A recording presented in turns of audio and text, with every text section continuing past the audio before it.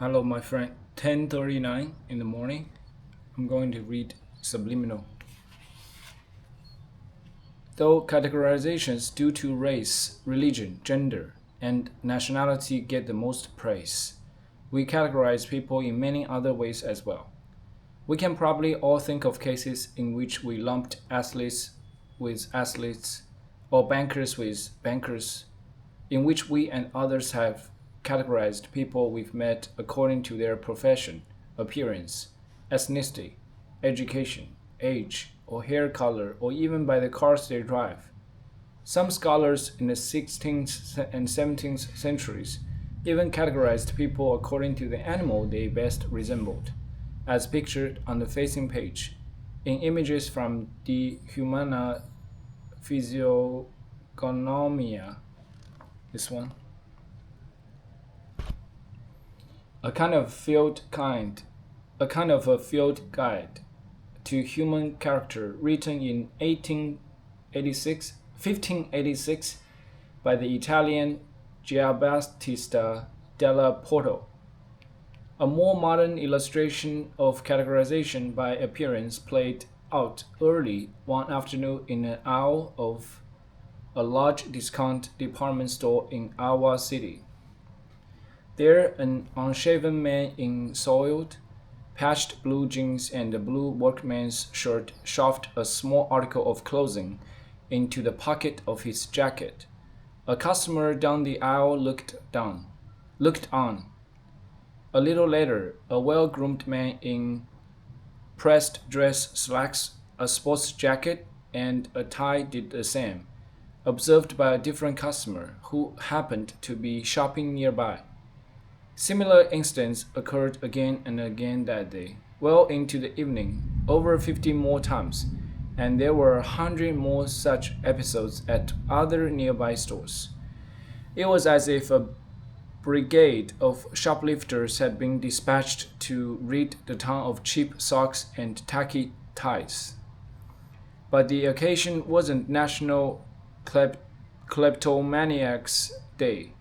It was an experiment by two social psychologists, with the full cooperation of the stores involved. The researchers' aim was to study how the reactions of the bystanders would be affected by the social category of the offender. The shoplifters were all accomplices of the researchers. Immediately after each shoplifting episode, the thief walked out of hearing distance of the customer but remained within eyesight. Then another research accomplice, dressed as a store employee, stepped to the vicinity of the customer and began rearranging merchandise on the shelves. This gave the customer an easy opportunity to report the crime. The customers all observed the identical behavior, but they did not all react to it in the same way. Significantly fewer of the customers who saw the well-dressed man commit a crime reported it, as compared to those who had watched the scruffy individual. Even more interesting were the differences in attitude the customers had when they did alert the employee to the crime. Their analysis of events went beyond the acts they had observed. They seemed to form a mental picture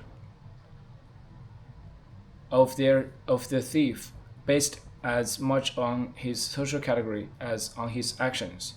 They were often hesitant when reporting the well-dressed criminal but enthusiastic when informing on the unkempt perpetrator,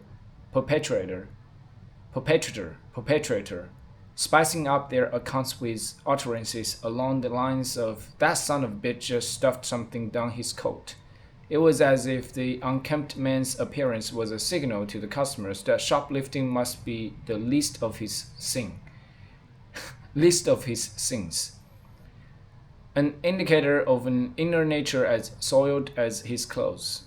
We like to think we judge people as individuals, and at times we consciously try very hard to evaluate others on the basis of their unique characteristics. We often succeed, but if we don't know a person well, our minds can turn to his or her social category for the answers. Earlier, we saw how the brain fills in gaps in visual data. For instance, compensating for the blind spot when the optic nerve attaches to the retina. We also saw how our hearing fills gaps, such as when a cough obliterated a syllable or two in a sentence. The state governors met with their respective legislatures convening in the capital city. And we saw how our memory will add the details of a scene. We remember only in broad strokes and provide a vivid and complete picture of a face, even though our brains retained only its general features.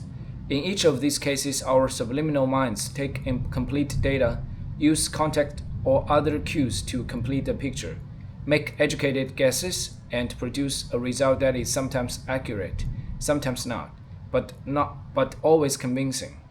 Our minds also fill in the blanks when we judge people, and a person's category membership is part of the data we use to do that.